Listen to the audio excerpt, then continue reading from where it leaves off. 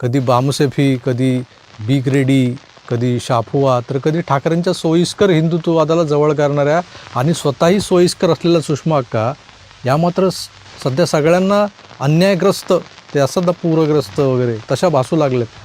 ज्योती वाघमारेंच्या यशावर जळणाऱ्या या उरू बडव्यांना त्यांच्यातला आक्रमक ठाकरे विरोध दिसतो फक्त. पण संजय राऊत, सुषमा अंधारे, अमोल मिटकरी असे असंख्य बोलघेवडे मात्र दिसत नाहीत. याचंच आश्चर्य वाटतंय. असो, आले देवाजीच्या मना म्हणून पवार राज्यसभेवर, तर शिंदेंनी ज्योती वाघमारेंसारख्या आक्रमक कार्यकर्त्याला बढती देणं हे तर उचंबळून येण्याचं निमित्त झालं आहे फक्त. खरी मळमळ तर नवनाथ बन, अजित चव्हाण, नितेश राणे इथपासूनची आहे.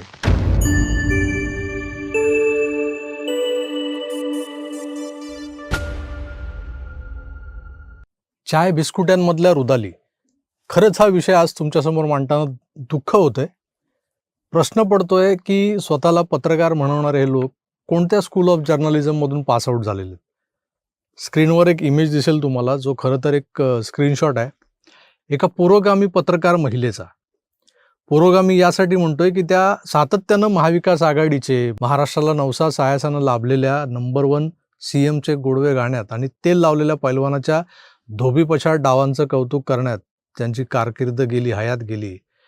आणि त्यातच त्यांच्या सोशल मीडिया पेजेसवरचा जो काही रतीब असतो तो असा भरभरून म्हणा ना, जो वाहत असतो, त्या आहेत रश्मी पुराणिक ताई. आमच्या या ताईंना हिंदुत्ववादी विचारांच्या लोकांचं वावड आहे. आणि त्यामुळं काय होतं की त्या नेहमी फडणवीस, मोदी, शिंदे यांच्या चुका शोधत असतात. आता चुका शोधणं काही वाईट नाही म्हणा. महत्त्वाचं म्हणजे प्रत्येक गोष्टीला महायुती सरकार कसं जबाबदार आहे, मोदींचं सरकार कसं जबाबदार आहे, हे दाखवण्याचा प्रयत्न असतो त्यांचा. एखाद्याच्या घरात पाळणा हल्ला तरी जबाबदार शिंदे, फडणवीस असतात, असा हा उरबडवा प्रकार आहे. आता काल परवा राज्यसभेवर पाठवण्याच्या 7 जागांचा सोक्षमोक्ष लागला बरं का, कायमचा. शरद पवार हे वयोवृद्ध नेते जे आताशा बराच काळ अंथरुणात असतात, वय झालंय, त्याला कोण काय करणार म्हणा. पण तरी राज्यसभेवर पवारच हवेत असं फडणवीसांना वाटलं, अमित शहांना वाटलं आणि त्यांनी 7व्या जागेचा गेम होणार अशा वावड्या उठवून पवारांना या वयात, या अवस्थेत राज्यसभा लढवायला लावली. विषय पवारांचा नाहीये, तर प्राप्त परिस्थितीवर उगाचच ऊर बडवणाऱ्या रुदाली काइंड ऑफ पत्रकारांचा आहे, त्यांच्या ॲप्रोच आणि ॲटिट्यूडचा आहे. फक्त 2च उदाहरणं देतो. पहिलं आपल्या रश्मी पुराणिक ताईंचं तर आहेच. ब्लड प्रेशर वाढवणाऱ्या ABP माझ्या मध्ये त्या कार्यरत होत्या. आताही तिथंच आहेत की बाहेर पडल्या माहीत नाही. त्यांनी ट्विट केलंय, एकनाथ शिंदे यांचं आज कौतुक करावं लागेल. Out of box thinking. Bhajap पक्षात विरोधकांवर खालच्या स्तरावर टीका करणाऱ्यांना संधी दिली जाते, मोठं केलं जातं. शिंदेंनी पण तोच प्रयोग केला. राजकारणात आता डोकं न वापरता दिलेल्या टार्गेटवर धावून जाणाऱ्या नेत्यांना चांगले दिवस आलेले. आता दिलेल्या टार्गेटवर धावून जाणारे कोण असतात, छू केलं की पळणारे. आता या ट्विटचा रोग कळला असेलच तुम्हाला. या बाईंना भाजपमधल्या ज्या नेत्यांच्याबद्दल आकस आहे ते लोक म्हणजे नितेश राणे, गोपीचंद पडळकर इत्यादी इत्यादी. आता नावं नाही घेत मी. शिंदेंनी ज्योती वाघमारेंना राज्यसभेवर पाठवलं म्हणून पुराणिक बाई व्यथित झाल्यात. कारण वाघमारेंना शिंदे सेनेत घेतलंच मुळी यासाठी होतं की त्यांनी अंधारे अक्कांना काउंटर करावं, असा प्रचार आता केला जातोय. अर्थात ते काही अंशी खरंही असेल, पण ठाकरेंच्या सेनेत अंधारेबाईंना का प्रवेश दिला गेला होता, या प्रश्नाचं उत्तर आहे का या पुराणिक ताईंकडे? शॅमेलिओन जातीच्या एका सरपटणाऱ्या प्राण्याच्या प्रजातीलाही लाजवेल अशा अतिप्रचंड वेगानं आपल्या विचारधारा बदलणाऱ्या आमच्या सुषमा अक्का कधी रामाच्या चारित्र्यावर शंका घेत, रामराव कुछ हुआ के नाही. रामराव काय मला एकटीलाच विचारता बरं सारखं सारखं की 14 वर्ष तिकडे होतीस, एकटी होतीस. अहो रामराव, 14 वर्ष मी इकडे लंकेत असताना तुम्ही पण तिकडं जंगलात शबरी सोबत उष्टे बोरं खात फिरतच होतात की. मग तुमचं काही कुठं हमने तुमको देखा, तुमने हमको देखा. रामराव कुछ हुआ की नहीं, कुछ हुआ की नहीं, कुछ हुआ की नहीं सारखे पानसट सवाल विचारतात, तर कधी वंदनीय बाळासाहेब ठाकरेंना नको नको ते बोलतात. वय झालेल्या बाळासाहेब ठाकरेंच्या हातात म्हणजे 80-85 वर्षाच्या म्हाताऱ्याच्या हातात तलवार देऊन काय उपयोग होणार आहे? हात थरथर थरथर थरथर करायला लागला. राजकीय पक्षांकडे असं बेछूट बोलणाऱ्यांचं वजन ॲज अ प्रवक्ता म्हणून वाढायला लागलं ते ज्या सन्माननीय संजय राऊत साहेबांमुळे. त्या राऊतांबद्दल पुराणिक ताई काय बोलणार? ते जेव्हा जेलमध्ये गेले होते संजय राऊत, तेव्हा याच संजय राऊतांना योद्धा म्हणून ज्यांची तारीफ केली होती त्या ह्याच बाई आहेत. यांच्याच ट्विटर हँडलवर त्यांनी तो संजय राऊतांचा तो फडकवणारा फोटो टाकला होता. आज शिंदे गटाला टार्गेट करण्यासाठी जरी यांची खास नेमणूक झालेली नसली राऊतांची, तरी राऊत कशासाठी प्रसिद्ध आहेत हे महाराष्ट्राला वेगळं सांगायला नको. आता मी इथं थोडंसं थांबणार आहे. नाही, मध्येच राऊतांच्या शिव्या येडझावा आहे तो, अशा चुतियांना महाराष्ट्रात स्थान नाही, हे नेहमीचं त्यांचं यशस्वी वाक्य टाकणार नाहीये मध्ये कट करून. तर एक कामाची गोष्ट सांगतो, ऐका मित्र. कोट्यावधी रुपये आणि संपत्तीचा विषय आला की तेच चेहरे नजरेसमोर येतात.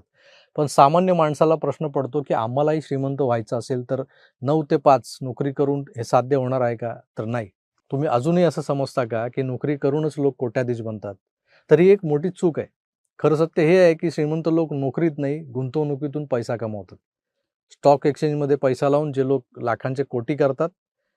पण सामान्य माणसाची अडचण काय?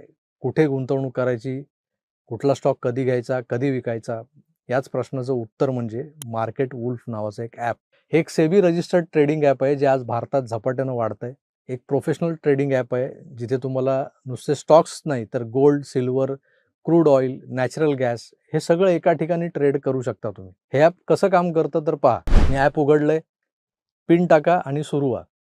आणि इथे आहे एक फॉलो ट्रेंड्स नावाचं फीचर. इथे तुम्हाला रिअल टाईममध्ये लोकांनी आधीच घेतलेले फायदेशीर ट्रेड दिसतात आणि तुम्ही फक्त एका क्लिकमध्ये ते ट्रेड फॉलो करू शकता. पहा, मी फॉलो ट्रेंडवर क्लिक केलं, माझा ट्रेड मी प्लेस केला आणि बूम, माझा ट्रेड मला लाईव्ह दिसतोय कसा वर खाली होतोय. तुम्ही इथे फक्त काहीशे रुपयांपासून सुद्धा ट्रेडिंग सुरू करू शकता.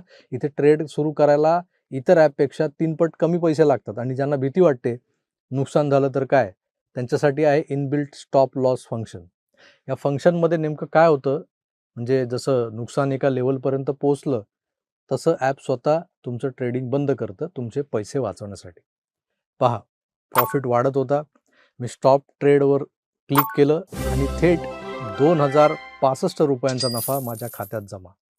तुम्ही इथे gold, silver, crude oil, natural gas आणि तेही सकाळी 9 ते रात्री 12 वाजेपर्यंत कधीही ट्रेड करू शकता. आता यापुढचा खरा धमाका आहे का, हे ॲप जे आहे ते मीन्स मार्केट वुल्फ जे आहे त्याच्या युजर्सनी एका दिवसात 15,239 रुपयांचं प्रॉफिट बुक केलेलं आहे.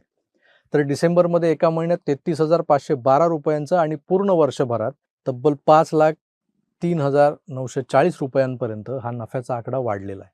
आणि या नफ्यावर मार्केट वुल्फ एकही रुपया कमिशन घेत नाही, हे विशेष आहे. तुमचा चलता फिरता शेअर बाजार हाताळणारी ही सिस्टीम म्हणजे हे ॲप तुम्हाला फक्त 99 रुपयांमध्ये लाईफ टाईमसाठी मिळतं. आज मार्केट वुल्फ हे ॲप 2 मिलियनहून जास्त युजर्सने डाउनलोड केलेलं आहे आणि भारतातले हजारो लोक या ॲपच्या मदतीनं आपलं आर्थिक भविष्य बदलत आहेत. तुम्हालाही जर स्वतःच्या रिस्कवर पण ॲपच्या मदतीनं थोड्याफार रकमेच्या ट्रेडिंगला सुरुवात करायची असेल तर मार्केट वुल्फची लिंक मी डिस्क्रिप्शनमध्ये आणि पिन्ड कमेंटमध्ये दिलेली आहे. आत्ताच क्लिक करा, मार्केट वुल्फ डाउनलोड करा आणि मी सांगतोय म्हणून नाही तर आपल्या अक्कल हुशारीनं पैसा कमवायला सुरुवात करा. झालं? मग आता मला सांगा, विरोधकांना अंगावर घेणं आणि त्यांच्या अंगावर धावून जाणं यात फरक तर असतोच की. आणि हाच नेमका फरक ज्यांनी संपवून टाकलाय अशा लोकांना सगळ्यात आधी मोठं केलं ते उद्धवजींनी, पवारांनी. होय, पवारांकडे ते मटण करी वगैरे आहेतच की, ज्योतिष पाहणार, भविष्य सांगणारवाले. अंधारेबाईंना उपनेतेपद दिलं गेलं, त्यांना अर्थार्जनाचे सोर्स उपलब्ध झाले, वजन वाढलं, चेहऱ्यावर लाली आली. ते ठाकरेंनी मोठं केलं म्हणूनच ना. आधी कशा दिसायच्या अंधारेताई? नेहमी त्या अमृता फडणवीसांचे फोटो टाकले जातात, बिफोर आफ्टरवाले. कधीतरी या अंधारेबाईंचे पण फोटो टाका म्हणा आणि मग बघा हा चमत्कार कशाचा आहे तो. हे सगळं झालं ते ठाकरेंनी मोठं केलं म्हणूनच ना, असं म्हणू शकतो आपण. राऊत हे साधे लोकप्रभेतले जाहिरात व्यवस्थापक होते, जाहिरात प्रतिनिधी होते म्हणे. त्यांना सामनाचं संपादक, ते राज्यसभेचा खासदार, नेता कुणी केलं? ठाकरेंनीच ना. बरं, या मेहरबानी मागचं कारण हेच की त्यांनी त्यांच्या विरोधकांवर भुंकायचं, टीका करायची, अंगावर घ्यायचं आणि अंगावर जायचं देखील. मग ही प्रथा परंपरा भाजपने पुढे चालवली तर या ऊर बडव्यांना काय एवढा त्रास होतोय? राजकारण आहे, जैसे को तैसा होणारच. संजय राऊतांच्या सकाळच्या भोंग्याला चाप बसावं म्हणून नितेश राणेंना प्रमोट केलं गेलं असं बोललं जात होतं. पण नितेश राणे एका प्रवक्ता कॅटेगरीतले येत नाहीत ना. त्यांचं स्वतःचं असं राजकीय अस्तित्व आहे की वडिलांची म्हणजे नारायण राणे साहेबांची लिगसी त्यांच्या मागे आहे. सध्या नवनाथ बनवर सगळ्यांची खप्पा मर्जी आहे, कारण तो तर साधा रिपोर्टर होता.